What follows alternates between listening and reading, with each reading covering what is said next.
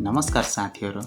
आज म तपाईलाई L5S1 डिस्पल्स भएको बेलामा गर्नुपर्ने सबैभन्दा सुरक्षित र असरदार एक्सरसाइजहरू चाहिँ देखाउन गइरहेको छु। यदि तपाईलाई पनि ढाड दुख्छ, खुट्टा छमछम हुन्छ, बस्दा उठ्दा दुख्छ भने यो भिडियोलाई चाहिँ अन्त्यसम्म हेर्नुहोस्। सुरुमा कुरा गरौँ L5S1 डिस्पल्स भनेको के हो। L5S1 डिस्पल्स भनेको हाम्रो ढाडको तलको भागमा रहेको डिस चाहिँ बाहिर निस्कनु हो अथवा डिस फुल्नु हो। यो डिस फुलेर बाहिर निस्केपछि यो छेउमा भएको नसालाई चाहिँ बाधा गर्छ अथवा यो फुलेको डिसले चाहिँ छेउमा भएको नसालाई चाहिँ थिचिदिन्छ। त्यसैले कम्मर दुख्ने, खुट्टा छमछम गर्ने, खुट्टा सुन्निने जस्ता समस्या चाहिँ आउँछ।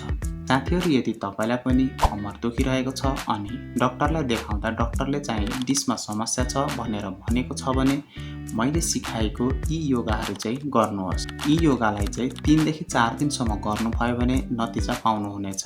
यदि यी योगालाई चाहिँ दैनिकी 30 दिनसम्म गर्नुभयो भने कम्मर दुखाइबाट सधैँका लागि छुटकारा पाउनुहुनेछ। अब साथीहरू, योगा सुरु गरौँ।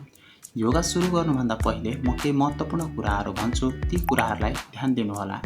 साथीहरू, डिसमा समस्या आउनु भनेको डिसको चाहिँ लचकदार हराएर कडा हुनु। यदि डिस र मसललाई चाहिँ लचकदार बनाउनु भयो भने जस्तो सुकै कम्मरको समस्या पनि ठिक हुन्छ। त्यसैले योगा सुरु गर्नुभन्दा पहिले सुरुमा तोरीको तेल लगाएर हल्का मालिस गर्नुहोस्, किनभने तेलले मसललाई नरम र लचकदार बनाउँछ।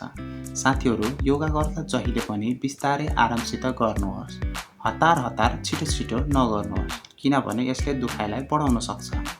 अनि अर्को कुरा, कुनै पनि आसन गर्दा यदि दुखाइ बढेको महसुस हुन्छ भने त्यो आसन चाहिँ बिल्कुलै नगर्नुहोस्। अनि अन्तिम महत्त्वपूर्ण कुरा साथीहरू, तपाईको कम्मर दुख्छ भने अगाडि झुकेर गर्नुपर्ने काम चाहिँ बिल्कुलै नगर्नुहोस् अनि भारी सामान नउठाउनुहोला।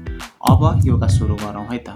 1 नम्बरको आसन गर्नको लागि सबभन्दा सुरुमा यो पोजिसनमा आउनुहोस्। यो पोजिसनमा आइसकेपछि एउटा खुट्टालाई बिस्तारै दोबार्दै छातीमा छुनको लागि चाहिँ उठाउनुहोस्। ध्यान दिनुहोला, यदि घुँडा दुख्छ भने घुँडाको मुनि हात राखेर दोबार्नुहोस् अनि छातीमा छुउने कोसिस गर्नुहोस्। छातीमा छुवाइसकेपछि 10 सेकेन्ड होल्ड गर्नुहोस्। यसरी गर्दा कम्मरमा चाहिँ हल्का दबाव परेको अनुभव हुन्छ। त्यो दबाव कम्मरको समस्यालाई चाहिँ ठिक पार्छ। अब यसरी नै अर्को खुट्टालाई पनि गर्नुहोस्। यो योगा सुरुमा 2 पटक र पछि 5 पटकसम्म गर्नुहोस्। यो योगा एकदमै प्रभावकारी र उपयोगी रहेको छ कम्मरको समस्यालाई चाहिँ ठिक पार्नको लागि। त्यसैले यो योगा चाहिँ हरेक दिन गर्नुहोला।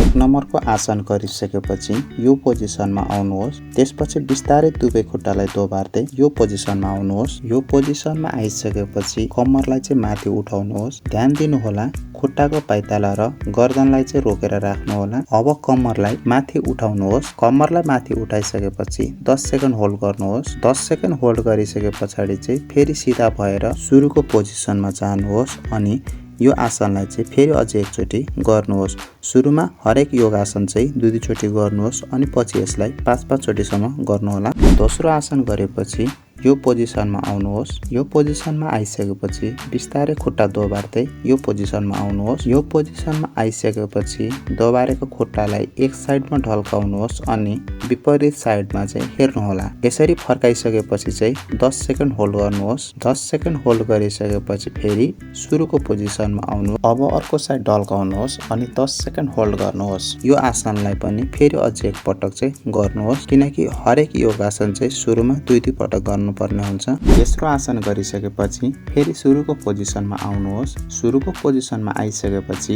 एउटा खुट्टालाई बिस्तारै सिधा माथि लाँदै अर्को खुट्टा माथिबाट चाहिँ छेउतिर ढल्काउनुहोस् अनि विपरीत साइडमा चाहिँ हेर्नुहोस्। कुछ यसरी। अब 10 सेकेन्ड होल्ड गर्नुहोस्। 10 सेकेन्ड होल्ड गरिसकेपछि फेरि सुरुको पोजिसनमा गएर अर्को खुट्टालाई पनि यसरी नै गर्नुहोस् अनि यो योगासनलाई पनि 2 चोटि गर्नुहोला। सुरुमा चाहिँ हरेक योगासन 2 चोटि गर्नुपर्ने हुन्छ। पछि यसलाई तपाईले 5 चोटिसम्म गर्नुभयो भने निकै नै प्रभावकारी हुन्छ। चौथो आसन गरिसकेपछि सुरुको पोजिसनमा जानुहोस् अनि 2 मिनेट लामो सास लिँदै रिल्याक्स गर्नुहोस्। त्यसपछि यसरी पेटलाई चाहिँ मुनि पारेर सुत्नुहोस्। यसरी सुतिसकेपछि 2 हातको कुइनालाई चाहिँ जमिनमा छुवाएर सर्पाले फेन काटे जसरी उठ्नुहोस् अनि 10 सेकेन्ड होल्ड गर्नुहोस्। 10 सेकेन्ड होल्ड गरिसकेपछि टाउकोलाई चाहिँ सिधा घोप्टो पारेर सुत्नुहोस् अनि फेरि यो आसनलाई चाहिँ अझै एकचोटि गर्नुहोस्। साथीहरू, आज सिकाएको यी योगाहरू चाहिँ एकदमै सजिलो र सरल रहेको छ। साथै यो योगालाई चाहिँ तपाईले 3 दिनदेखि 4 दिनसम्म गर्नुभयो भने नतिजा तपाईले पाइहाल्नुहुनेछ। साथै यो योगालाई चाहिँ तपाईले 30 दिनसम्म लगातार गर्नुभयो भने कम्मर दुखाइबाट सधैँको लागि छुटकारा पाउनुहुनेछ। त्यसैले साथीहरू